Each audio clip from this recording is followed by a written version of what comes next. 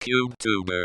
I ain't got no country, ain't got no schooling, ain't got no friends, ain't got no nothing, ain't got no water, ain't got no air. The thing that pulls me most to Cube are the infinite ways to design and curate a cube.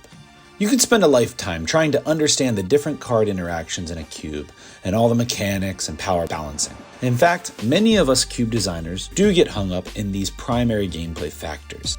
How a cube plays and the selected cards in its environment will always be intriguing to me. However, some cubes are not solely driven by gameplay and instead ask something more out of the players and ultimately the designer. Instead of just jamming the best cards from each set or relying on card synergy, this cube sets out a unique stipulation to only play cards with females portrayed on the art. So this cube, the Femme Fatale Cube, is equally about the curation of collecting cards with women on them, just as much as it is about testing and gameplay. The Femme Fatale Cube is designed around cards that feature female characters in the art. The creatures are female humans, lady elves, angels, and even horrors that take on feminine traits. When I first heard about this cube, I was stoked. I love cubes that are built around a central design mechanic or principle. Building a cube around art restriction is such an intriguing idea. Mark Rosewater constantly claims that restriction breeds creativity, and this particular cube design is a creative one.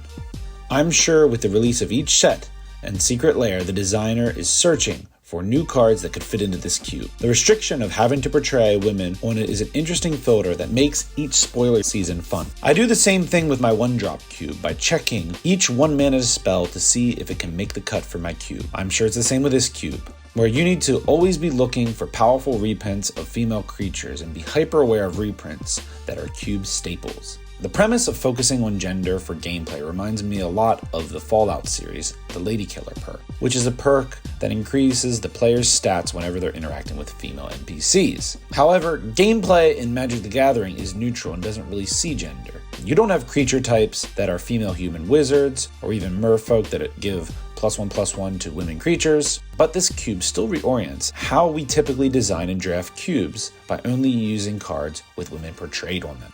In the description of this cube, the designer Uberbear expresses this was both an exciting and enlightening exploration in the gender-focused arts. In addition, I have comprised the cube of both the earlier risque art to the more modern empowered pieces. In the last half-decade, Wizards has been much more aware of how they portray women on Magic cards. In the past, there have been printings that are very on the nose about appealing to sex with curvy figures and orgasm-like faces. This cube has been curated in a way that the art is tasteful and wouldn't be something I'd be afraid to show to a middle school classroom. Although Liliana the Veil may be pushing it. I mean, come on. This card just gets me every time.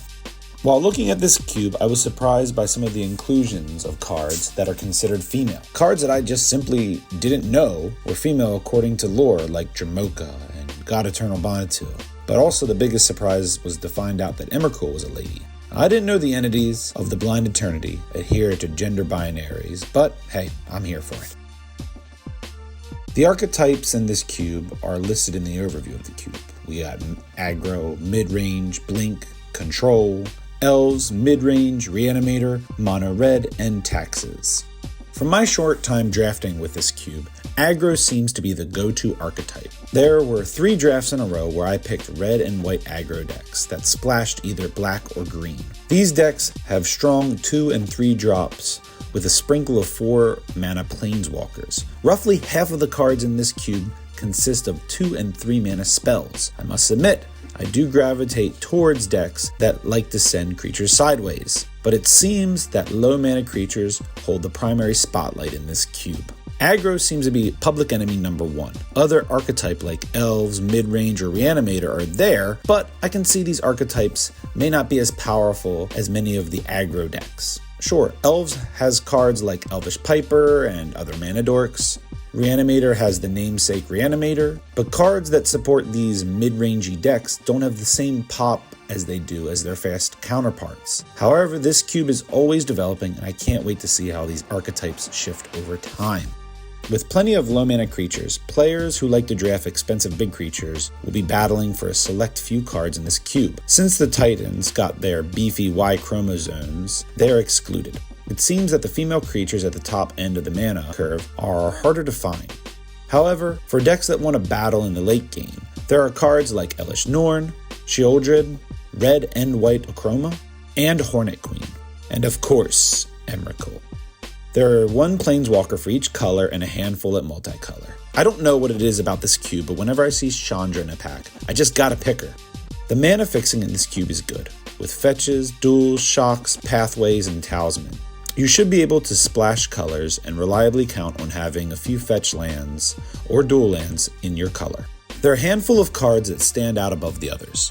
Tireless Tracker is one of my personal favorite cards. If left unchecked, it can take over a game by drawing cards off of clues and get bigger all the while. Thalia Heretic Cathar is an awesome card that will slow down other fast decks, and it will allow aggro decks to have an extra turn of attack while an opponent has to untap their creature during the next turn. Sword of the Animus is one of my go-to equipments in this cube. There's no Stoneforged Mystic to tutor for it, but if you land it early and start swinging, it ramps you, guarantees a land for each turn, thins out your deck, and most importantly, you only need to attack to activate it. Before I move on to the draft section, I want to present my final thoughts about the Femme Fatale Cube. I love this cube. It's awesome and represents everything I love about Cube. It's an environment that works perfect for cube drafting. This is a cube that I would love to have a physical copy of. Uberbear has it in pink sleeves and decked it out in a nice box. This would be such a cool cube to pull out when friends are over. This cube offers a lot to talk about: the art choices, card selection, power level, gender, and other issues about gender roles in Magic the Gathering. Even though it's not the most balanced cube, it values aesthetics and theme over more powerful and mainstream card design approach, all the while offering fun and unique gameplay. This cube does an amazing job of portraying the many great female characters in Magic the Gathering, and I can't wait to see how this cube develops and continues to grow. I got my hair, got my head, got my brains, got my head, got my eyes, got my nose, got my mouth. I got myself. All right, make sure to hit that like and subscribe button. Let's get to the draft. So I was checking out Restoration Angel and also the Bloodforged Battle Axe, which is an awesome card, but ultimately go with Verdant Catacomb for the open fixing. This pack, there's not really much here, so I just go with the Heartless Axe, good removal at 2 mana. This pack, I was stuck between the Vampire and Ultimate Price. I wasn't so impressed with the Vampire, so went with the solid removal at 2 mana. This pack, I checked out the green creatures and wasn't really impressed with anything I saw, at least anything that I wanted to start committing green for, so went with the powerful Bitter Blossom. Reclamation Sage is awesome. I was checking out some of the other green ones like the Spider here, but yet again, 2 mana removal on the spot. I might as well grab that, so go for the Thrift. This pack, I think Elish Norn is the best card in the cube, at least creature card. If you can reanimate it, awesome. It's going to beat any other creature. It's going to wreck the other opponent's board, so I went with that. Since I was in white, I was checking out the white creatures here and was thinking about the 2-drop, but went with Elspeth. Yeah, Elspeth is a great planeswalker. Since we're in white now, I'll take the bounce spell, not Cloudpost Ephemerate. And this one, of course, the Overgrown Temple is going to be the best pick here. This one I just grabbed the, Abundant Harvest. And the Vampire Wield.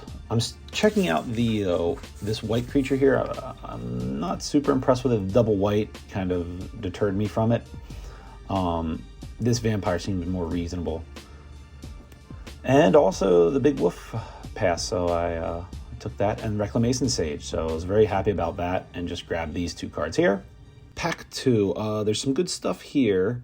Mom looks like it's really good. Also the land there and the fetch land. ultimately got to go with Mom because having that protection when you go to the mid game is good. We have a dual land Bio. That's in my colors, so snag that up. And a fetch land here. Sadly, I missed out on the scrub land from the first pack, but this pack I didn't really know what to grab. I was thinking of Blade Spicer, but ultimately went with Addison. Same with this pack. So there's a lot of dual pit mana, so I went with the 3-drop. Not sure if that was the right pick. Thinking of Shieldred, but gotta take the Tireless Tracker. Tireless Tracker is one of my favorite 3-drops. It grows, it gets strong. And here, I was thinking about Mother Bear a bit, but Thraben Inspector is the way to go. Sword of the Animus is probably my favorite equipment.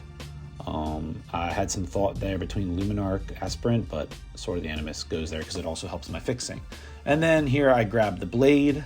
Not a super big fan of this card, but I know a lot of people like it and it performs well.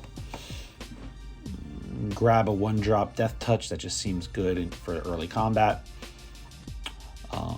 Grab that Vampire there and Anafenza. Really, we just blow through this pack grabbing anything in junk colors and Abzan colors. Pack 3, we're checking out some cards here. There's some good stuff.